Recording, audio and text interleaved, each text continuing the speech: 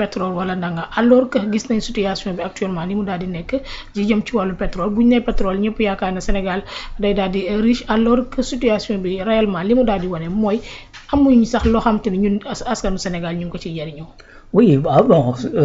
mu toog moom di jéem a encore une fois défendre son bilan, ben quoi de plus normal, parce que déjà da ngay gis koo xamante ni sax du Macky Sall partisan am la tout simplement wala moom bëgg na ko wala dara toog di ko défendre. Donc moom bu ñëwee en personne di défendre son bilan, c'est normal, c'est naturel et c'est quelque chose qu'on peut comprendre. Léegi li ñuy wax mooy ban argumentaire lañ ko mën a opposer par rapport ak li mu def. Xam nga tey maanaam ce serait très sincèrement de tout simplement de la mauvaise foi nga toog ne saa yi def fi dara. xam nga loolu mënta possible parce que nag bu fekkoon ni def fi dara man yaakaar naa ne buy dem dana gën a compliqué ci moom parce que mënoo fi nekk pendant 12 ans aussi tu fais absolument rien du tout c'est-à-dire li ñuy jooy ci Macky bokk na ci wala bokk ci régime am bokk na ci li néew li ñu fi jot a def conditions yi ñu ko defee boo ko saytoo ba ci biir da ngay gis ne mënoon nañ cee am lu ko ëpp chaque fois on donne l'exemple par exemple bi nga xamante ni moom mooy lii di arène nationale nga xamante ni dañu ko facturer 32 milliards et puis la Chine seen président ñëw fii ne dans le 8 milliards lañ leen ko defarale nga gis par exemple terre bi liñ la ci wax plus de 2 milliards d'euros alors que d'autres am nañ la même chose wala mieux soit moins que loolu wala au même prix nga gis par exemple li nga xamante ni mooy BRT bi BRT kenn du ne dafa bon ñi dëkk ci tracé bi duñ ne BRT dafa bon mais sauf que BRT lim ñu coûté c'est trop n'est-ce pas par contre bu ñu ñëwaatee ci li nga xamante ne mooy sujet bi muy pétrole bi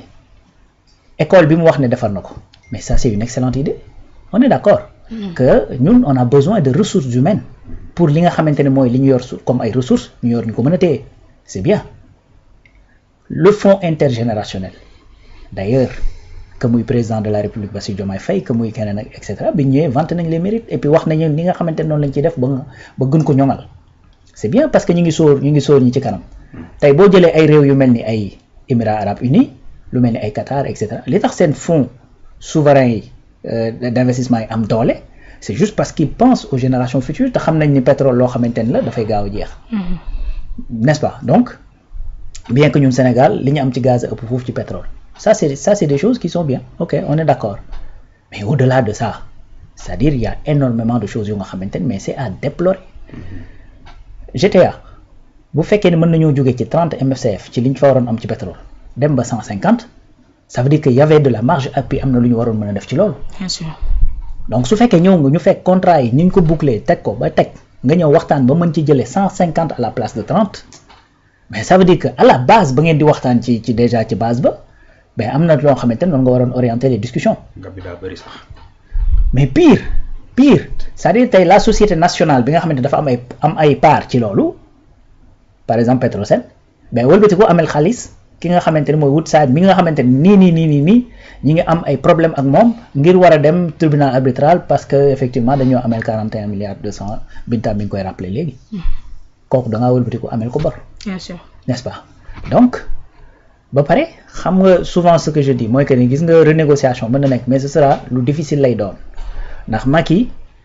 lii nga xamante nag moom la ñuy waxtaanee mooy domaine de prédilection parce que c'est un ingénieur géologue xam la ba pare liggéeyee Petrosen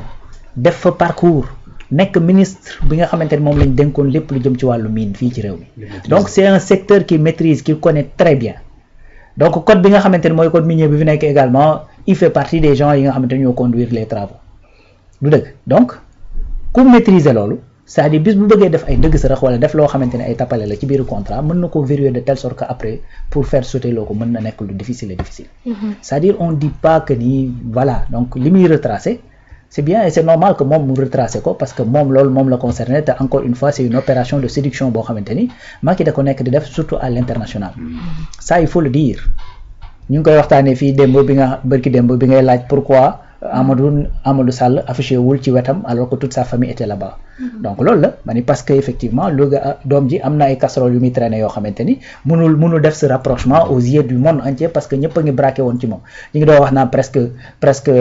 2 millions de personnes ñoo seetaan kii bi à travers le monde mais 2 millions de personnes yooyu bu Amadou taxawoon les gens vont plus te poser des questions ci sa doom ji liy topp ci moom plutôt que ci sa livre moo tax may wax ne c'est une opération de communication et de séduction loolu nag boo ci nekkee mënoo wax lu dul li nga xamante ni moom nga def te jàppee ni lu baax la. et puis rejeter yi nga xamante ni ñu ngi koy teg ci sa der mais li wér te wóor mooy que ni lépp li nga xamante ni ñu ngi koy waxtaanee actuellement mooy ne les contrats ci pétrole bi c'est extrêmement déséquilibré. Tellement déséquilibré ba nga xamante ni bi ñu demee GTA waxtaan nañu ba amaat fa un peu plus te pourtant c'est le même acteur changé wuñ d'acteur de c'est le même acteur qui a consenti effectivement à faire ces efforts mais Aqua Power ça va Aqua Power mais c'est une aberration premier contrat bi nga xamante ni moo fa amoon. Une aberration gis nañ li nga xamante ni moom la ñuy jural après renégociation. C'est le régime de Macky moo ko fi bàyyi mais il va pas le dire. Azer merci Binta Azer tu vois mais il va pas le dire parce que effectivement il faut qu'il pioche yi nga xamante ni jàpp na ni c'est reluisant mu daal di koy teg sur la table mais rien que l'exemple bi mu joxe nii certes l'IPG bi muy wax c'est une école bu ñu teg tey boo xoolee par exemple le fait que profil yi nii ñu koy jéem a changer le curricula mu am ay lycée technique ak yu mel noonu loolu léegu Macky la kenn du ne baaxul c'est bien mais sauf que encore une fois da ngay gis ne boo creuser ba ci biir tu vois des choses yu nga xamante ni et dañoo dem ba loolu dafa mel ni règle de gestion la woon ci régime bu Macky donc gis nañ li nga xamante ni moom moo xew sur les 420 milliards de ñi nga xamante ni ñooy Ellipse Project donc noonu lañ koy gisee ci yeneen i secteur ak yeneen secteur donc dans l'ensemble boo tegee sur une balance li nga xamante ni moom la fi régime bu Macky bàyyi comme des choses positives teg li nga xamante ni c'est des choses négatives boole ci nag li nga xamante ni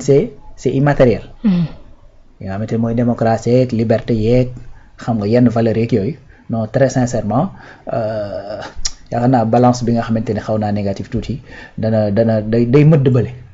n'est-ce pas da koy mëdd totalement d'ailleurs souvent je le dis les Sénégalais avaient tellement compris que dans ce pays il y a des problèmes ba dañoo changer régime li ñu xamul woon mooy profondeur du problème bi la gravité du problème loolu la Sénégalais yi xamul woon mais on savait que ce pays-là marchait un peu sur la tête et il fallait changer de régime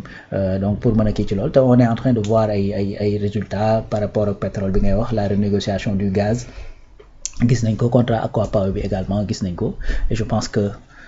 c'est loolu mooy kii bi parce que même dans le texte bi Binta di wax sànq fi mu daanelee en parlant du pétrole bien sûr mais loolu règle générale la mooy il fallait que ñu jàng ci erreur ak problème yi nga xamante ni moo fi amoon ngir bañ ko reconduire et c'est ça effectivement que le régime est en train de faire di jéem a waxtaane yenn kii yi yenn contrats yi pour tegaat ko effectivement de façon que mu mën a gën a bénéficier aux Sénégalais